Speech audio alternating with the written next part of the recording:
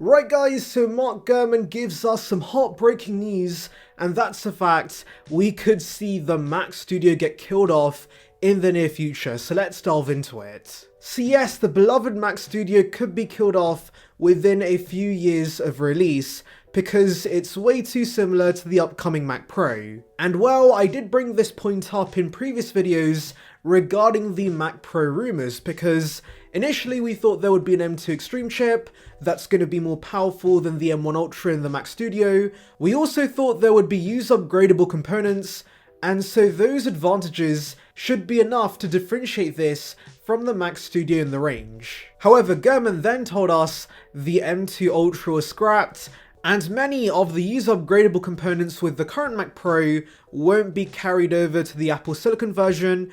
In fact, apparently there's only going to be user-upgradable storage on this, but the GPU, the memory cannot be touched.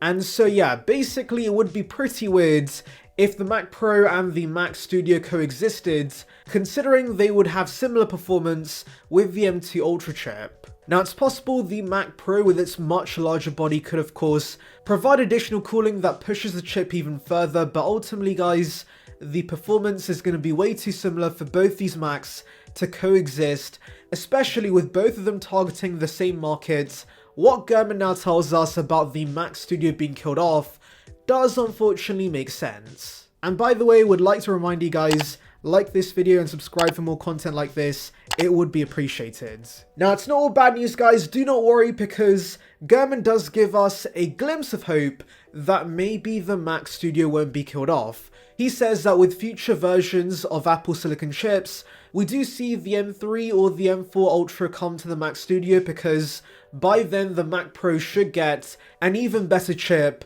once they sort out the issues they've been facing with the M2 Extreme chip that force them to scrap it. Also, while Gurman does not explicitly mention this, the fact he says nothing about the M2 Mac Studio being on the verge of cancellation does suggest that may survive, and we could see that launch pretty soon. And I'm praying that is the case, because it would be a real shame if Apple just randomly killed off the Mac Studio, because this was a Mac that got many positive reviews. Many were happy with the design of this, the additional ports, the relatively affordable prices for the power it packed, and so killing it off so soon would be a shame, so I'm praying that Apple can keep this around in the range with the M2 Max. And yeah, I think the chances of that are pretty high, because while there were rumours that there was an M1 Max Mac Mini in the works, the fact we only saw the Mac Mini get the M2 Pro and the M2 chip does suggest heavily to me the Mac Studio is going to stay with the M2 Max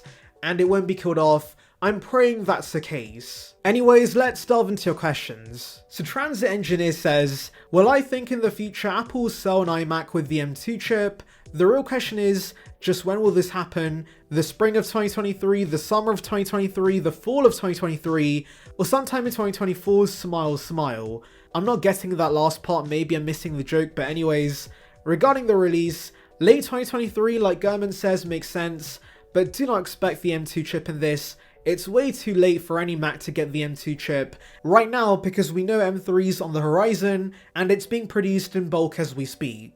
And even if M3 somehow gets delayed, giving this M2 would be kinda pointless, because it's a minor refresh over the M1 chip, and there's no point giving the iMac this, just wait for bigger upgrades, and that's exactly what the M3 chip is. So Joe says, tired of hearing about this rumor of a 27-inch iMac Pro, just release it.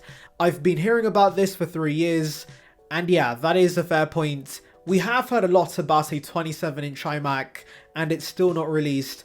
I'm not exactly sure what the delay is. Maybe Apple wants mini LED on this, and making a larger mini LED panel might not be that easy, so of course, Apple's pushing back the release. But hopefully, since we know M3 chips should be a pretty big upgrade, Apple does launch this iMac with the M3 Pro and the M3 Max. So Run for Peace 2020 says, nah, the thermals on the base model would be even worse. Does not make sense to make a 24-inch M2 iMac, and that is a fair point. There were some thermal throttling issues with the M2 Max, and while some of it was overblown, it was something to note. And so yes, waiting for the more efficient M3 chips does make sense. So Fred says, I have not used a Mac since 2017, and I would have definitely bought the 12-inch MacBook.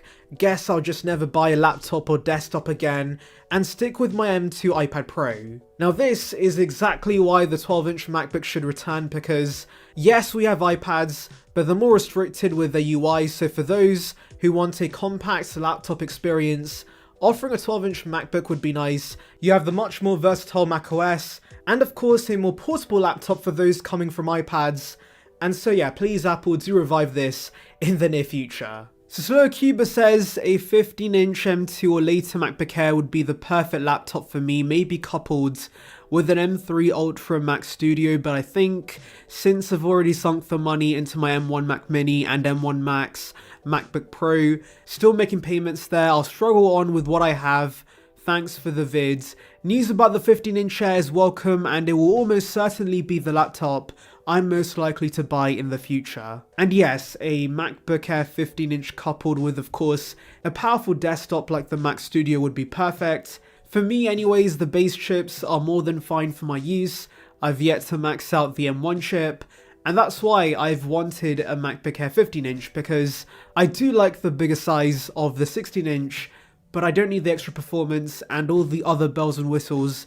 I just want the screen size and the base M2 chip. And yeah, I'm very sure this will sell very well. Now David says, with people being more security conscious, they need to keep the privacy violating features out like cameras and cut the price. Making it part of a network mesh would definitely make it more useful. And yes, I agree once again, HomePods as mesh networks, that would be fantastic. And privacy wise, I also agree that Apple should focus on that, and I'm sure they will, because a lot of their marketing is focused around that. And so if we do see an Echo Show like product, I'm sure there's going to be a feature to block the camera on the front. Now Pat says, I have been building my smart home with Apple HomeKit and accessories, but I still have a Google Nest Hub Max sitting on my kitchen counter. I would love to see Apple make a smart speaker with a screen to replace my Hub Max, and maybe it becomes the hub for my smart home. So regarding this, once again, like I said, I think Apple's better off releasing a dock for the iPad that turns it into a hub-like product than releasing a dedicated device, since an iPad is going to be more versatile and there's many consumers using iPads primarily at their house in the first place. And so yes, I think it makes perfect sense to have a dock for the iPad. And yeah, the dock could have a speaker that improves the sound quality of the iPad, but you get access to all the apps you love, and a great display that of course all iPads already have. Anyways, tell me your thoughts regarding this in the comments. Anyways, thank you for watching guys, make sure to like and subscribe for the latest Apple news and rumours, and on that note, I'll see you guys in the next one.